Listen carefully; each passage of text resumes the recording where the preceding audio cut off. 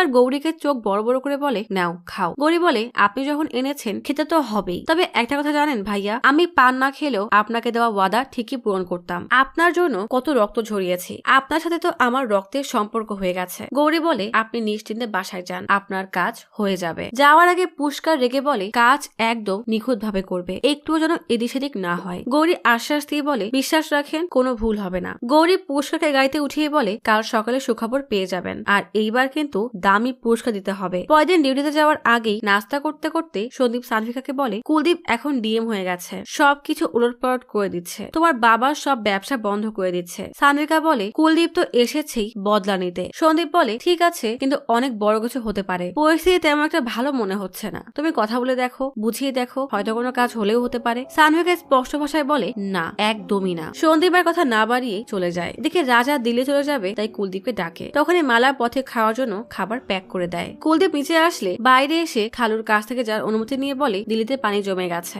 Auto rickshaw ঠিক আছে কিনা দেখতে হবে। কুলদীপ বলে, আমরা চাচ্ছিলাম আপনি এখানে থেকে কোনো কাজ শুরু করেন। কুলদীপের বাবা বলে, ওকে যেতে দে, যেখানে যাবে একটা ব্যবসা খুলে নেবে, সে তো আর এমন না, ও যাক, যেখানে পরিশ্রম করেছে সেখানে থেকেই পারিশ্রমিক পাক। কিন্তু একটা কথা, রাজাকে কখনোই ভুলবে না। কুলদীপ বলে, ভাইকে কোনোভাবে ভোলাই সম্ভব না, আর আমি সবসময় তার পাশেই থাকবো। রাজা বিদায় নিলে কুলদীপ সন্দীপকে ডেকে বলে, ব্যাগ গাড়িতে রাখো। সন্দীপের প্রচুর রাগ হলেও ডিউটির জন্য কিছু বলতেও পারে না। কুলদীপ অফিসে আসলে তার পিএ জানায়, আপনার মানা করা সত্ত্বেও গঙ্গা নদীর কিনারে অবৈধ বালি উত্তোলন হচ্ছে, এখনো কয়েকটা ট্রাক সেখানেই আছে। কুলদীপ বলে, ঠিক আছে চলো, কিন্তু এটা গোপনে করতে হবে, শুধু সন্দীপকে সাথে নিবে। বাইরে আসে সন্দীপ বলে, ব্যাকআপ নিয়ে যাই। কুলদীপ মানা করে দেয়। গ্রামের রাস্তা দিয়ে যাওয়ার সময় কুলদীপের সানভিকার সাথে কাটানো মুহূর্তের কথা মনে পড়ে যায়। এই রাস্তা দিয়ে কুলদীপ সানভিকার বাইকের পিছনে ঘুরতো। হঠাৎ একটা গুলি কুলদীপের গাড়িতে এসে লাগে। টায়ারে গুলি করায় গাড়ির চাকা পাংচার হয়ে যায়, আর গাড়ি এলোমেলো ভাবে কিছু দূর গিয়ে আটকে যায়। কুলদীপ সহ সবাই মাথা নিচু করে নেয়। গুলিতে ড্রাইভার মারা যায়। গৌরীর সামনের দিকে এগোলে সন্দীপ বন্দুক বের করে দিলে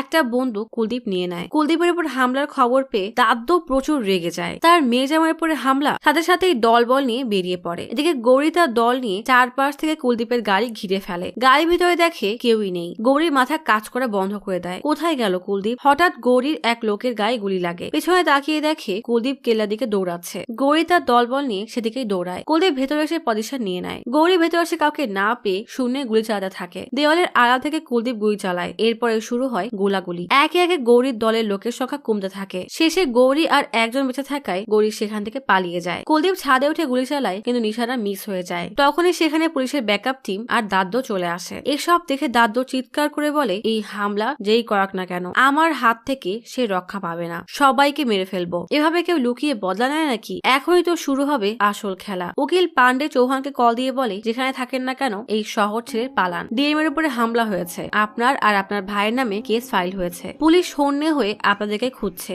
দাদ্য পাগল হয়ে গেছে। কল কাটার পরে চৌহান বলে, গৌরীর উপর বিশ্বাস করে অনেক বড় ভুল হয়ে গেছে। আঙ্গাত বলে, এখন আমাদের খারাপ সময় যাচ্ছে, এক কাজ করি, গাড়ি এখানে রেখেই পায়ে হেঁটে যাই। অহংকারী পুষ্কার বলে, মোটেও না। চৌহানও ঝাড়ি দিয়ে বলে, গাড়ি চালা। পুলিশের এক টিম চৌহানের বাসা থেকে খুঁজতে আসে। রুমে তল্লাশি করতে গেলে চৌহানের স্ত্রী বেশ ভাব নিয়ে বলে, খোঁজেন, অন্তত এভাবে তো মনে শান্তি পাবেন। এদিকে কুলদীপ বাসায় ফিরে আসলে মালা দৌড়ে এসে তাকে জড়িয়ে ধরে। কুলদীপ কোন রকমে ঠিক আছে বলে ভেতরে চলে আসে। মেয়ের কষ্ট দেখে দাদ্য সিংকে বলে, যত পুলিশ পারো কাজে লাগাও, ওই দুই ভাই যেন পুলিশ এনকাউন্টারেই মারা যায়। দাদ্য ভেতরে চলে গেলে সিং পুলিশকে কল দেয়। সানভিকা মাকে কল দিলে তার মা উল্টা ঝাই দিয়ে বলে, এখন কেন কল দিয়েছো? বাবা চাচা কেমন আছে এটা জানার জন্য? তোমার ওই নাটকের জন্যই এই সব হচ্ছে। আগে থেকে তো টাকা পয়সা ব্যবসা সব বন্ধ করে দিয়েছে, এখন পুলিশ বন্দুক নিয়ে তোমার বাবার পিছনে ঘুরছে। সানভিকা বলে, তাহলে কুলদীপকে মারার কি দরকার ছিল? জানোই তো সে এখন ডিস্ট্রিক্ট ম্যাজিস্ট্রেট। মা বলে, আমি কিভাবে জানবো কে ওকে মেরেছে? মিথ্যা অপরাধে তোর বাবা চাচাকে পথের থেকে সরাতে যাচ্ছে, আর তুই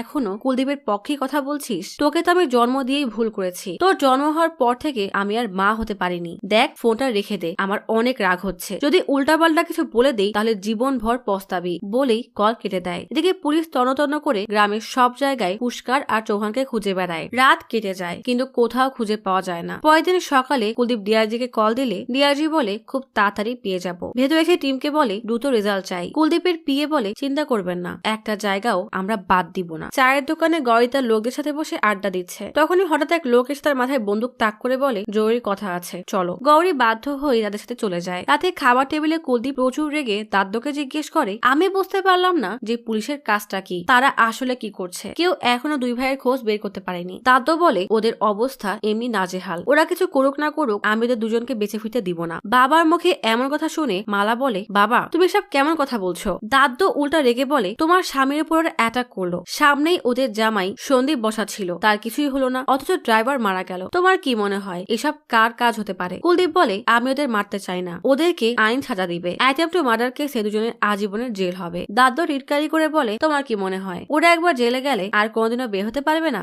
একবার বের হলে আবার আপনাকে মারার চেষ্টা করবে, আর প্রতিবারে যে ভাগ্য ভালো হবে এমন তো না, তাই না? তাই শত্রুকে একদম শেষ করাটাই বুদ্ধিমানের কাজ। কুলদীপ তবুও এটাই বলে যে আমি আইন বহির্ভূত কোনো কাজ করতে পারবো না। দাদ্য বুঝতে পারে কুলদীপ এমন বললে তার প্ল্যান ফেল হয়ে যাবে, তাই কুলদীপকে বোঝাতে বলে, আপনি বুঝতে পারছেন না। কথা শেষ করার আগেই কুলদীপের বাবা হঠাৎই দাদ্যর মাথায় জোরে বাড়ি দিয়ে বলে, আমার ছেলে কালেক্টর, সে বুঝবে না তো তুই বুঝবি, গন্ডমূর্খ কোথাকার। কুলদীপ দৌড়ে এসে বাবাকে শান্ত করে নার্সের সাথে ঘরে পাঠিয়ে দেয়। দাদ্য বেচারা এমন একখান চর খেয়ে বেশ হকচকিয়ে গেছে। নিজেকে কোনো মতে সামলে আবারও আগুনে ঘিঢালার কাজ শুরু করে বলে, আজ ওই চৌহানদের জন্যই তোমার বাবার এই অবস্থা। দাদ্য চলে গেলে কুলদীপ প্রচুর রেগে সোফায় বসে। পরের দিন সকালেই গৌরীর আড্ডায় আঙ্গাত এসে জিজ্ঞেস করে, এমন কি হয়েছে যে বারবার কল দিচ্ছিলে? ডিএমকে গুলি করে মারতে পারলে না, তাহলে এখন নাকি কি হবে? গৌরী আঙ্গাতকে এক পাশে এনে বলে, জরুরি কাজ আছে, চৌহানের সাথে দেখা করতে হবে। আঙ্গাত বলে, আমার সাথে চলো, এখানে আনা সম্ভব না, আর সাথে কাউকে নেওয়া যাবে না, গোপন জায়গায় লুকিয়ে রেখেছি, কেউ মুখ খুলে সমস্যা হয়ে যাবে। গৌরী তার সেফটির জন্য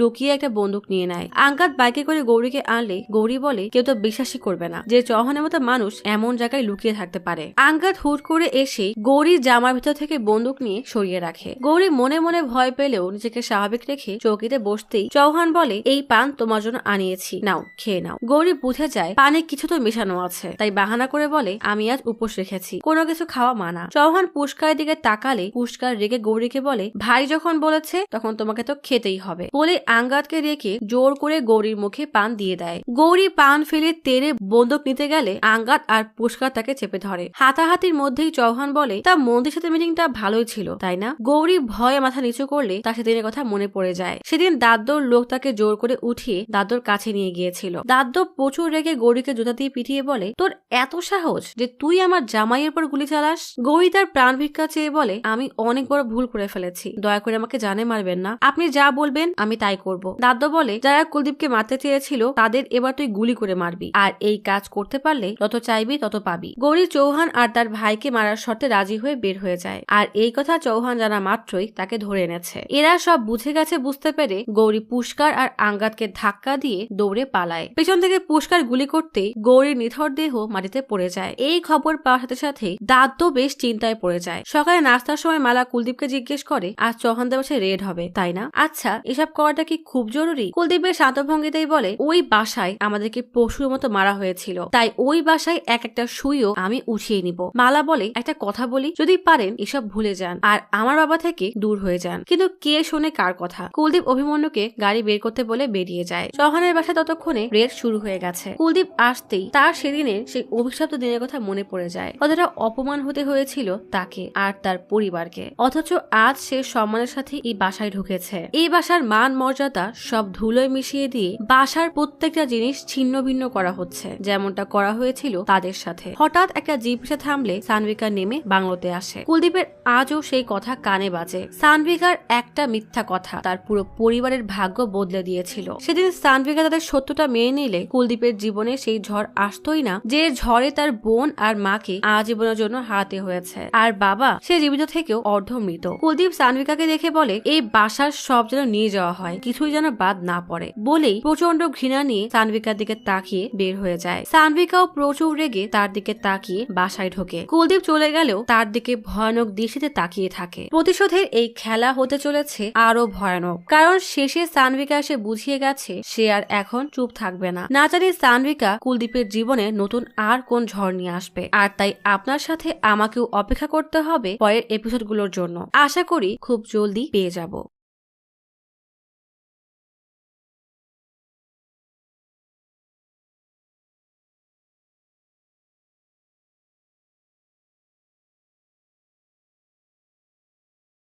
আজ তাহলে এখানেই চলে যাচ্ছি।